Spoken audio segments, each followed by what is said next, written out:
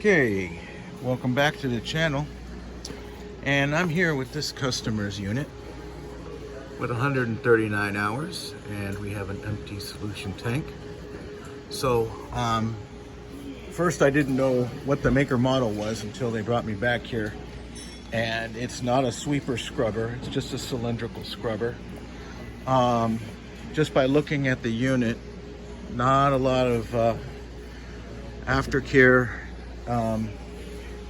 I talked to one gentleman who is an electrician here, and he said he's ridden it before, but no one has actually instructed anybody on the use of the machine.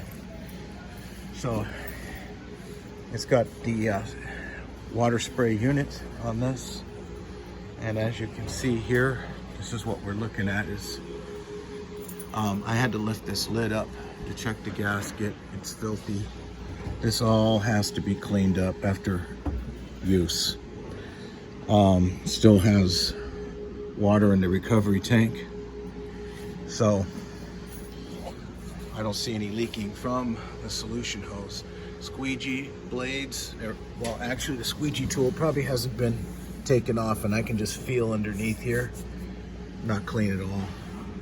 So one of the first things I'm going to need to do is take a look, pulling the skirt away and removing the brushes and taking a look inside there. So as you can see,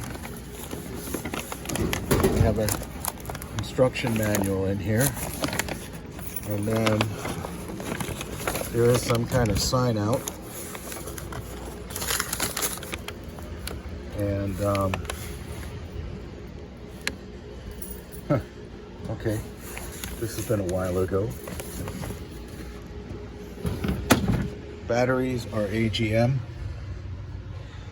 and we'll get a voltage check on those. So once I get things to an operational state, we'll continue and see if anything comes up. Okay, I removed the squeegee tool, and we do have a lot of wear on the blades, so they should be flipped, but this is a surface that needs to be cleaned, and it hasn't been done. Another thing that has to be checked are these support rollers.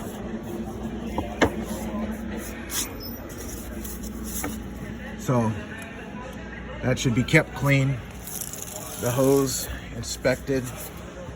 Clamps are good. Again, I didn't see anything leaking from this recovery drain hose, but I'm going to continue on with the brush deck. This is the debris tray. This is unacceptable. Training needs to occur with this unit ASAP. Can't have this happening, because it's going to get regurgitated back into the deck, and then it's going to ruin the brushes. So I'm going to make sure it's operational, possibly get you another set of blades, because that's probably the first thing that's going to be worn out before the side skirts. So I'm going to go ahead and also look at the brush. This needs to be cleaned up. This needs to be hosed off. This you have to be very careful of because of the bearing that's exposed here. I gotta see if there's something that's protecting that. Maybe something. I gotta go look at the other side. But, it does feel good as far as rotation. There's no metal-to-metal contact. The bearing's still in good shape. But we really have a problem with aftercare, definitely. Here's the other side, and as you can see, there's a buildup of mud that's supposed to be rinsed off, and this side's worse as far as debris. This is what's going to get in, and it's going to cause the motors to work harder if it's not cleaned. And there is a cover that goes on this outside to protect the bearing. I thought so. So I don't do many service calls on these yet because they're still relatively new, but this one really needs a lot of work as far as keeping the aftercare up on it. you know, some of the basics need to be looked at, but this is the basic.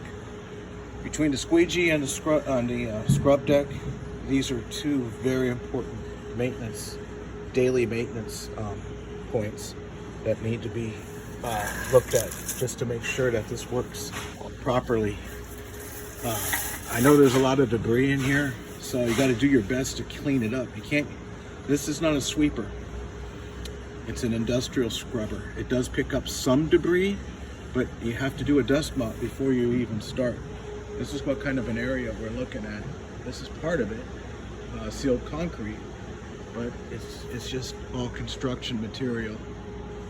And so they have to do their part to do a pre-sweep with this unit. I'm filling up the machine because it's empty, and as soon as I start pouring water in, it's leaking. So we have a solenoid issue.